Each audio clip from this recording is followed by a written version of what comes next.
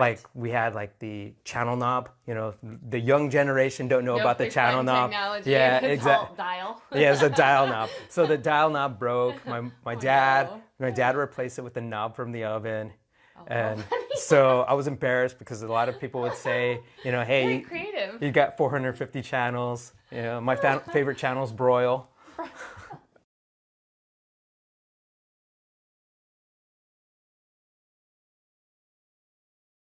Fred Martinez, who is an amazing advocate with communication, money, which we all have money issues, so it's a great topic to touch base with, and how to be present around finances.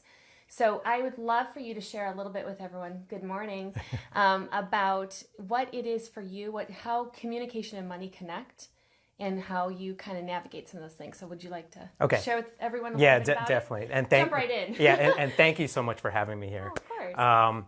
When I want to talk about money, money is like it's a driving factor in a lot of relationships. The one thing that I've seen through my life, how my parents raised me. Basically, growing up, it was the money. When you look at my parents, how they made every single dollar count. Excellent. And and when you look at things, I used to always be embarrassed because of how my parents lived their life. It felt like the 70s just threw up in my house. They had a green carpet. It was like an army green carpet. It was rugged. Nothing would destroy that thing. So even how old were you at that age when you recognized I this? recognized this when I was a teenager. And this is wow. where... Okay. So that makes more sense. Because I was thinking as a young kid, I don't think anyone would recognize, or maybe you would, I don't know. It was socially feel awkward? Yeah, socially feel awkward completely because we had orange trim on our house. We had a yellow house. And they were retro before retro was in. Well, I grew up in... I was born in 72. Okay. So then we had a yellow phone, the yellow refrigerator, orange cabinets. And like I said, felt like the 70s just threw up in the house. And I realized a few things after going to college, started realizing that my parents were able to put 6 of us through college. Oh, wow. And that's a large family. Yeah. Well, we're Catholic. Oh. As my mom would always say, that the reason why she had a large family is because my father knew how to dance. So they were very romantic. I don't know. I sometimes feel like I was born. And they said they named me after my grandfather. Oh, okay. But I still think that it was Fredericks of Hollywood. Oh, how funny, Fredericks of Hollywood. Even then, back then? I don't know. It might have been. Who knows? That's crazy. But the whole thing about money with them is that they always made every dollar stretch. Okay. And when, like, my dad would fix things around the house and something would break, like we had like the channel knob, you know, the young generation don't know about the channel knob. Technology. Yeah, it's exactly. all dial. Yeah, it's a dial knob. So the dial knob broke. My dad no. replaced it with the knob from the oven. And funny. so I was embarrassed because a lot of people would say, you know, hey, Very creative. you got 450 channels. You know, my favorite channel is broil. Too funny. And by the way, he is an actual comedian, so it is kind of funny. I'm probably not doing great justice of laughing to his jokes, but he is very funny. So I'm sorry, Fred. So the thing about money I've learned is that when I went through college, I ended up doing what everybody else was doing. You know, Visa was my friend. Yeah. You know, I kind of thought, oh yeah, hey, look. And it's like, and then wanted to impress people. Like I would go on a date, I would pull out that card, and then it would get charged. And then one time I was dating this one woman, and I ended up making her an authorized user on the card. Ooh. So. Ooh. How long were you guys together before you were authorized user on your credit card? Oh gosh, maybe about a year. Maybe I have no idea, but I don't know if that's. But the thing is kind of interesting, but I'm in college. Yeah, you're still growing. Yeah, I'm still growing. And it took a whole summer. I got a job at Los Alamos Labs, and it took my whole summer just to pay off that credit card bill. Oh, no. So one thing I've learned is that you don't do that type of stuff. Skip that experience. It's all about, Yeah. that's great when you're talking about experience. Yeah, is it is. because It is. it was an experience that I went through with acquiring debt. I had like $30,000 in credit card debt and student loan debt. Like I think it was like 20,000, and So- then I had the. I'm going to ask you to be vulnerable a bit about this. Okay, go if ahead. you don't mind. I love this. This is so fun. So what made it comfortable or okay for you to do that? In that experience, somebody had, first of all, how did she have the courage to ask, or did you offer? Because I think a lot of the times as we get into these experiences, we're not really aware of how we got there. And I think a lot of times you can look back and go, oh my gosh, that was so stupid. But actually in the experience, I don't think we recognize that this is not a smart move. I don't think we have the overall perspective and the awareness to recognize something like this can be very dangerous. Not saying now, I mean, you can tell you see the issue with this idea, but back then, were you busy people pleasing? Was it something that you did in order to hold on to the relationship? Because I think sometimes we do things out of, dog duty, obligation, and guilt. We want somebody else to feel like we love them. So this is an expression Right. of trust. And we get trapped, right? I mean, a lot of the times we think that, to build trust, we have to be extra vulnerable. And we're not vulnerable in the smart ways. We're vulnerable in ways that can create permanent damage or deep scars. So do you think that some of that for you was holding on to a relationship that maybe had lots of red flags around it? Or? No. I could definitely tell you it was more of just want to put on my cape. Dun, dun, dun, dun. Superhero hour.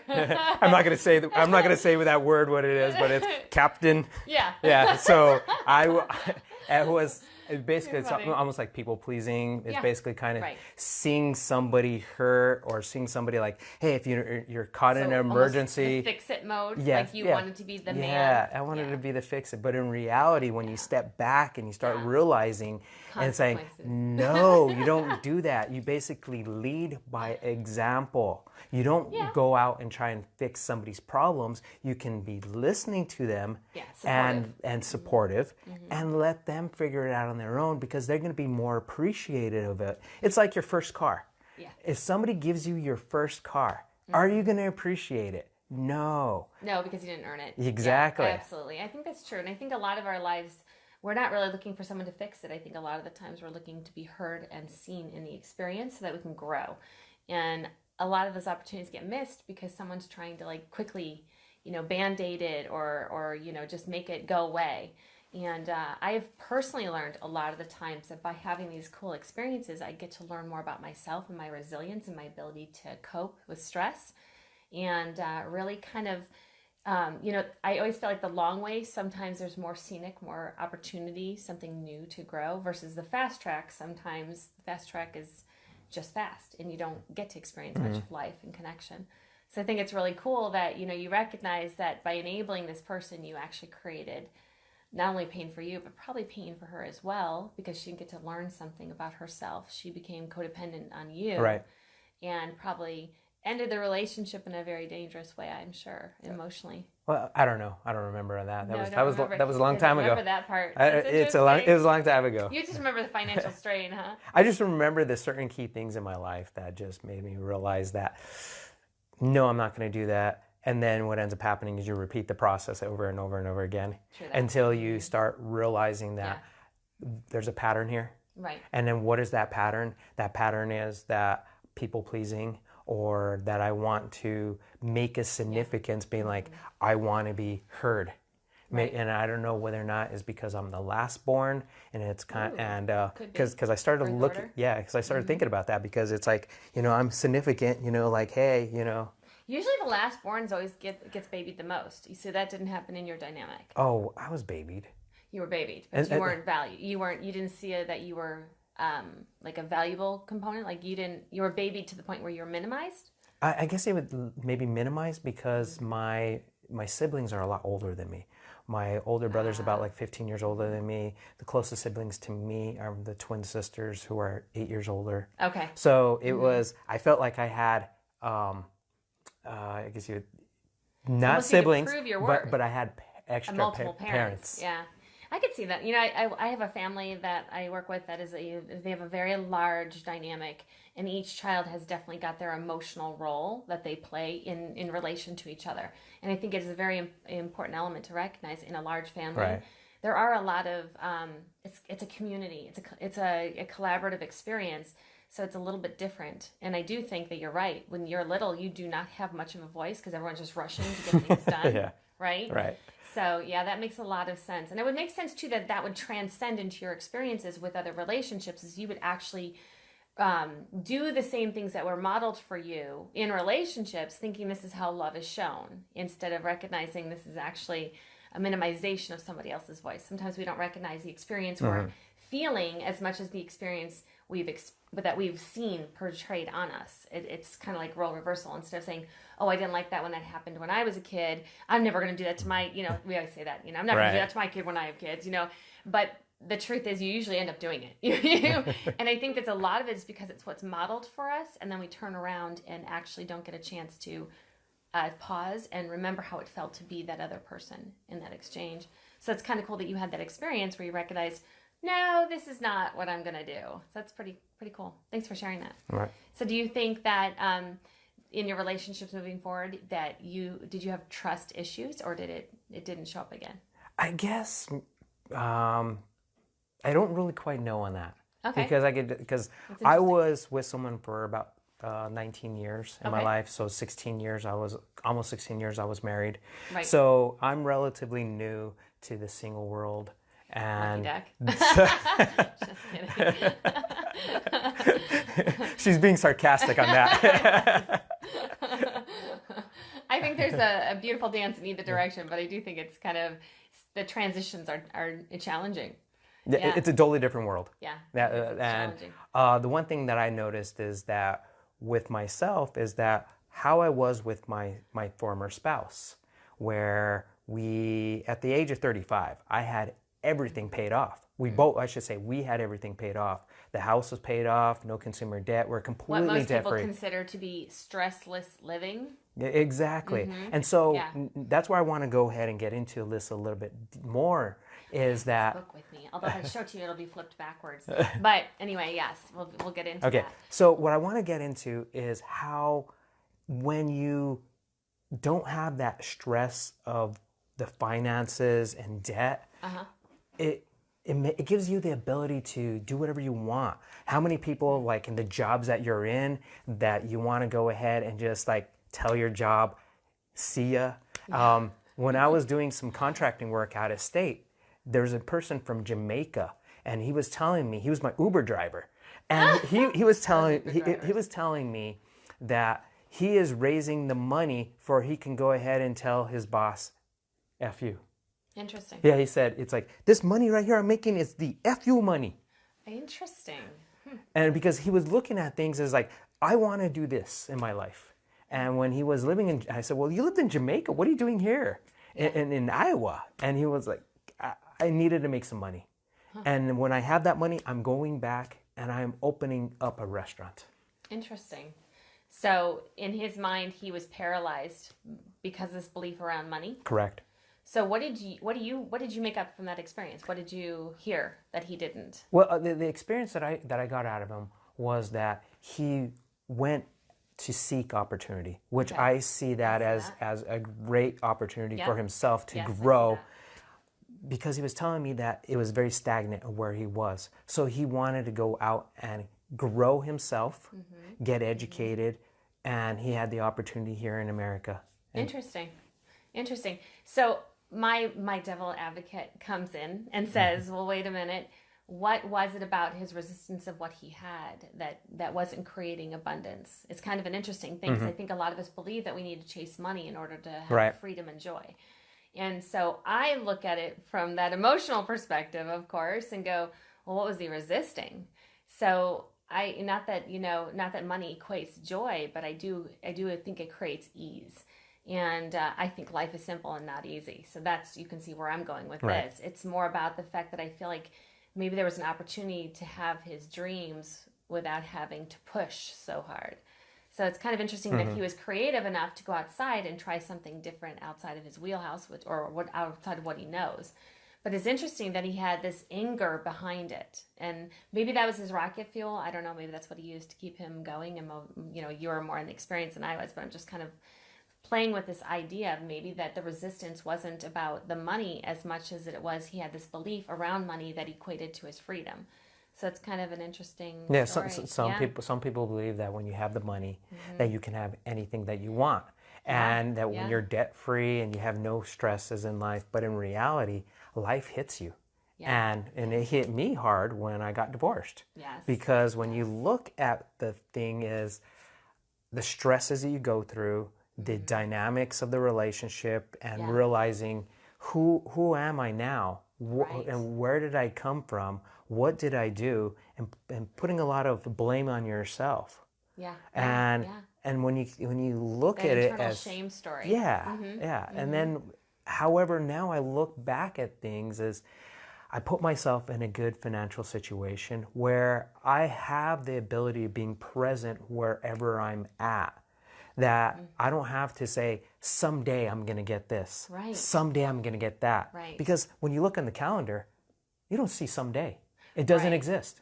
By the way, if anybody has some specific questions they'd like answered, go ahead and put them down below, and we won't approach them in topic during the conversation. We'll go back and answer the questions. So I do think that a lot of the times money and communication, the way we use money in our relationships and how we communicate, like you were talking about earlier, we can create blocks of open spaces, like literally resistance within that, and block an open space from happening because we have this belief around money. And I think I was skimming through your book. I hadn't gotten a chance to read the whole thing, but I do think a lot of the systems you put in place help people really recognize how they create traps within their financial belief systems. And it really is kind of a cool workbook. It really is kind of like a, and what did you call it? What did you call it? Well, it's the game plan. It's a step-by-step guide. So it's kind of fun because it gives you a chance to recognize where are you playing short, and like what are some tools you can use to navigate them differently. I loved your tips on gifting and how to do things a little bit different in the gifting way. Because I think a lot of times we buy things to make it go away. We like, it's a birthday party, got to buy, got to write a check, or got to go run around and find the perfect gift, which sometimes that's great too, but to recognize you have other choices and other options, which was kind of fun to see him put that in there. So do you want to share a little bit about the book? Okay. I guess it's going to be backwards. But Sorry, guys. Okay. On this book, it is a financial guide, I guess you'd say, more than a book, because I wanted to keep it as simple as possible on the 12 steps that I used within myself that was taught by my parents on how I became debt-free. And then on the book, it gives you the tips on how to save money, how to go ahead, and it gives you examples on how to invest your money. I'm not going to tell you how to invest your money because that each it's person, a personal relationship. That is your own relationship. It's your own risk levels, etc. But it gives you a glossary on what are the investments out there. To educate yourself. Don't invest in anything that is that you don't know what you're investing in. And the biggest thing is just realizing that when you have the freedom and you don't have that slavery to the debt of Visa, MasterCard, your student loans, that you have the ability to do whatever you want. There was periods of time where I was out of work for when I summed up my career of being a software engineer of could be about 2.5 years. Wow. And there was a periods of time like this past last year. I was only worked maybe, I kind of think about it as maybe 3 months out of the year. Wow. And a lot of it was, nice. I went through a lot of savings. You did, but what I loved about that period, and we worked a lot together during that period, and he was all in a internal soul journey. So it was kind of fun to witness and support him around that. That was a really cool experience. So I think that if you can gift yourself those kinds of opportunities by following a system or a structure that can support you while you're going through it, I think you give yourself the opportunity to actually go through the process instead of being worried about the money. So investing, biggest thing most people don't realize is that the biggest asset is yourself. Right. Because when you invest in yourself, when it comes right down to it, when you're on your deathbed, what are you looking for? Yeah. You're not looking for more money. No. You're not looking, you have regrets. Yeah. And I should have done Resentment's this, I should have done that. And as Tony Robbins would say, stop shooting on yourself. Yes, exactly. And when you live your life, it's almost like, as Eric Thomas would say, live your life finding that you're empty. Yeah. That you Yeah. lived your life full. Well, we don't get to take anything but memories and experiences with us. Yeah. I mean, I think that a lot of the times we make up a belief around experiences that are very limited and not open, and we're not willing to see a different side of things, and we create that resistance. And I think money is one of those that we really struggle with in relationships. We really, fear it, or we don't care about it. I feel like if there's two sides of that expression. You hold Right. too much value, or you hold very little value to it. So I think that finding your rhythm with it, that where you feel like there's a flow of money coming in and you're not holding on to it so tight that you're fearful you're going to lose it, there's that dance that happens, that you can actually enjoy a little life, which is sometimes seasonal too. I think there are times where people, someone taught me a long time ago, it was like to recognize the 4 seasons of finances. Have you ever heard of that before? No. It's really interesting. They were talking about a time to harvest, to go in and do investments and go out and do things. And there's a time to, pluck the fruit and you live your life. And so it was really interesting in the winter season's more about, that you don't spend money in the winter season. It's a time where you actually just be. And it was really kind of interesting because it shifted my perspective in the way I am fearful when money's not coming in. I realized, okay, well, I'm just in a snow season, which sounds really weird to say it that way, but it was really helpful for me to not be in this panic space of, where's the money? When's it coming? If it goes too long, I get a little nervous, just like everybody else. But I think it is important to recognize that there is a season where money can be, that it flows in different ways. So in other words, you're going ahead and you're throwing a Game of Thrones reference there. Oh, is that a Game of Thrones reference? No, winter's coming. Winter's coming. Oh, yeah. Don't fear the winter. But it's interesting. I do think that money has. I think it's like they always say, money's an energy. It flows if you allow it to flow, and it can actually get clogged, just like anything. It is exactly, because when you look at like this, what is this right here? You have this closed fist, and it's like you're so being full of this anger and hatred. But when you open it up, opportunities will flow through. Nice. I like that. It's very cool. Very, very cool. So he's got another adventure he's got going on, not just the book. He actually, I think maybe some of you actually saw me being interviewed on his show last Monday, was it? Yep. Wow. Gosh, time is flying so fast. So I would love to have you share a little bit about the show and the mission behind the show, and maybe you guys can hop over and join and watch these 3 lovely fellows sharing their wisdom and having other speakers and interviews opportunities and people sharing their wisdom. So what is the name of the show? The name of the show is Extraordinary Being Movement. Love it. And basically it is giving people to become extraordinary instead of living their life as ordinary. And we talk about topics. Right now we're in the topic on dating and relationships. Yep. We're going to be moving into health, fitness, mindset. We're going to be talking about business. We're going to be talking about finance. We're going to be talking about the Olympic mindset. I do have a couple of I have a coach that coached at the Olympics. I do have a friend of mine who was 2 teammates of mine who actually got bronze medals in the Olympics. Wow, how fun. One of them moved out and lives in Houston. The other one lives here in town. So I was communicating with her. Want her to come on so she can share her experience on her mindset. Because that's the biggest thing about life, is that you want success. You find someone that has that success and you model what they're doing. And I know each person is a little bit different and unique. And the one thing I've learned is, what is it they're doing that I can go ahead and start emulating and implementing it in my life? Yeah, I do. I agree with some of that concept where people actually can learn by example and see how other people have rolled it out.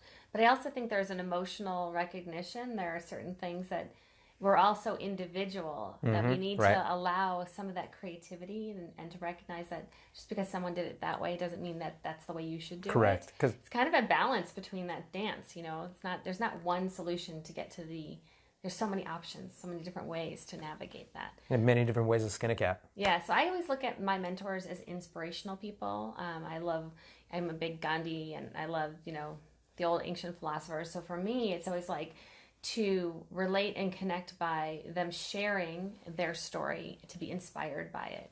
So I think a lot of the times, like, these stories sound like they're just going to be so amazingly inspirational to help you stay motivated and find your voice and to find your way. Yeah. It's really, really cool. And we were talking about like being with the experience, and that was one thing that Tamara's always taught me is be in the experience.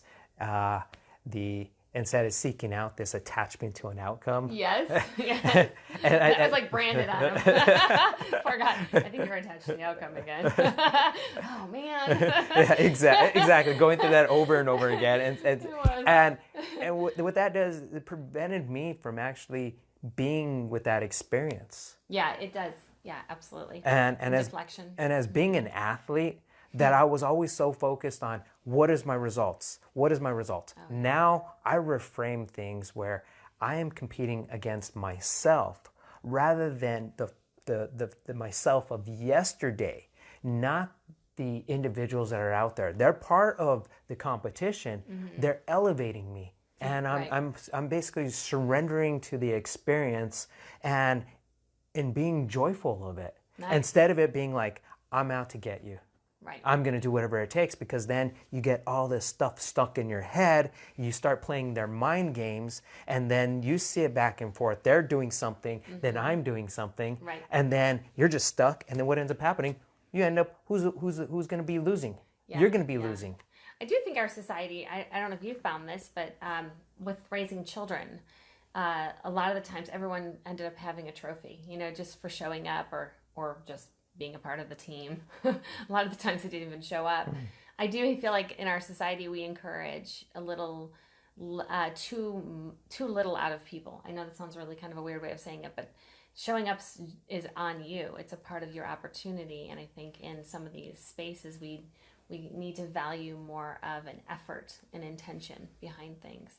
So have you found that to be as well in some of the athletes where, have you worked with little children? No, I have not worked with little children. No. It's like the last diaper I changed was probably 25 years ago. I think that's the same for me, but I was just thinking back when you were bringing up the sports and stuff and the winning, it automatically triggered for me that how we, everyone in our society at some point we have everyone gets something and then they don't really know how to go out and achieve it. It's like, do you know what I'm talking about? That rhythm where people attain things just because they were present or a part of it, instead of showing up and being a larger voice within it. So it's kind of an interesting experience. I've noticed a lot of that lately in our communities when we do all these children's sports. Like participation awards and things like that? It is. It's very focused on just, minimalistic participation versus, getting an opportunity to really show and shine. And I think that we have a lot of kids these days that I think we talk a lot about a society of instant gratification. Yeah. And I feel like a lot of it's kind of been brought about because of, I'm big on, competition is important. I think it helps us recognize that there's a goal and something to strive for. But I think it's also important to recognize that when we get rid of competition, that we're not creating any opportunity for people. Right. We're not asking them to rise and show up. So it's kind of an interesting issue. There's kind of a little give and take on both aspects of that. What's your take on that?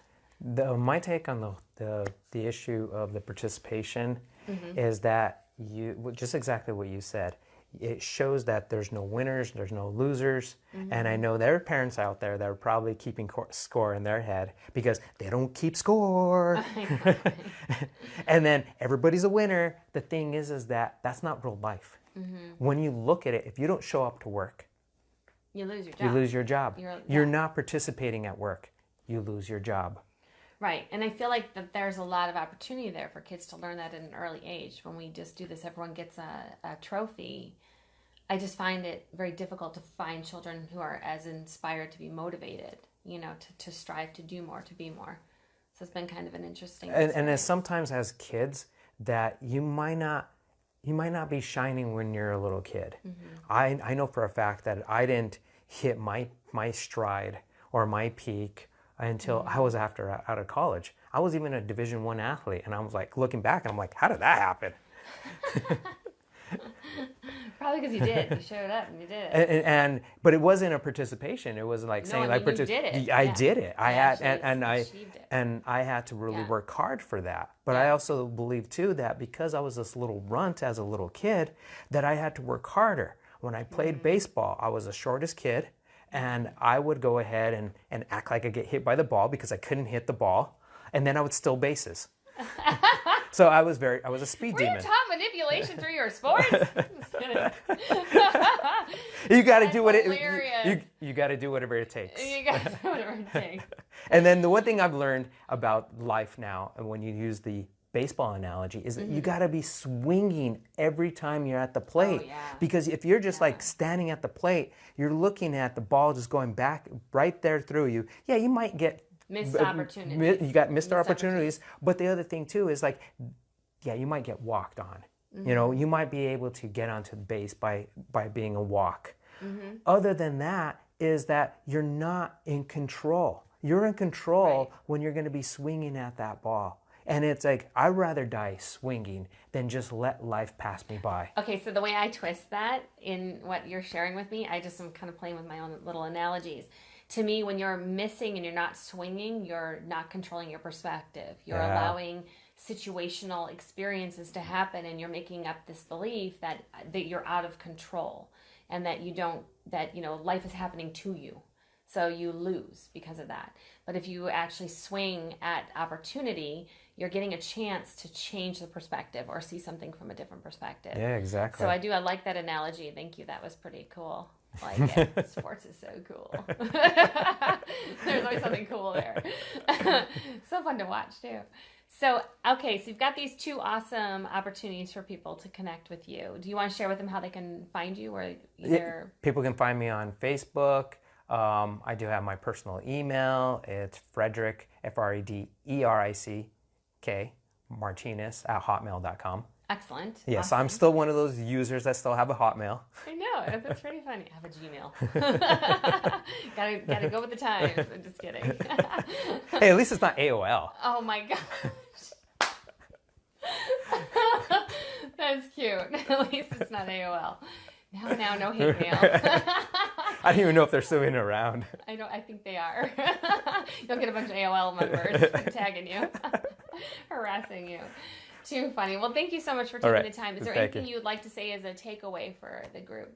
The takeaway I want to say to people is that when you have the opportunity in your life, that if you're able to communicate with your spouses, if you are married, get on the same board about money. Oh, yeah. Because when you're both on the same page on like saving, giving, spending, investing, that you'll have a better opportunity for you to achieve whatever you want to achieve. If it's something you want to go on a trip, plan it. Yeah. And budget for it. I know what I ended up doing was we had budgeted for every single thing. And I think that when you budget for fun. Go out, live your life. Yeah. And don't be like what I used to do. I used to be that little squirrel. Grab all my little nuts. It's like, it's all. But then you got to live your life. Yeah. I think there is definitely planning and focusing on goals and aspirations, but not to get so focused on the direction of where you want to go that you miss out on what's coming or what's present. I think a lot of people dwell on past mistakes or goals of the future that they don't realize they're missing out living today and connecting to all the good things that are happening in their life. The journey is the fun part, right? Not the goal, the journey. Right. So, and when you miss the journey, you're miserable when you get to your goal. You exactly. just lose all the connection. You're like, this isn't as good. I remember a long time ago, someone shared with me that their desire to go to Hawaii was really, really big, and they had saved up and worked so hard, and then when they got there, they had a miserable time. They ended up fighting the whole time, and it was just there was a lot of resentment because that the behavior was so controlling up until when they finally achieved it. I think that it became such a big dream in their mind that it couldn't live up. So I think it's really important. So I love that you're talking about that. I think it's very important to become super aware of communication and relationship with money, because we all have different spending styles. And if you're on two different sides, you may find out that you're in a relationship that's butting heads all the time. Exactly. So thank you so much for coming today. I really appreciate you.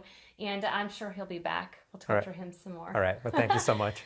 Guys, have a great day. Talk to you soon. Bye.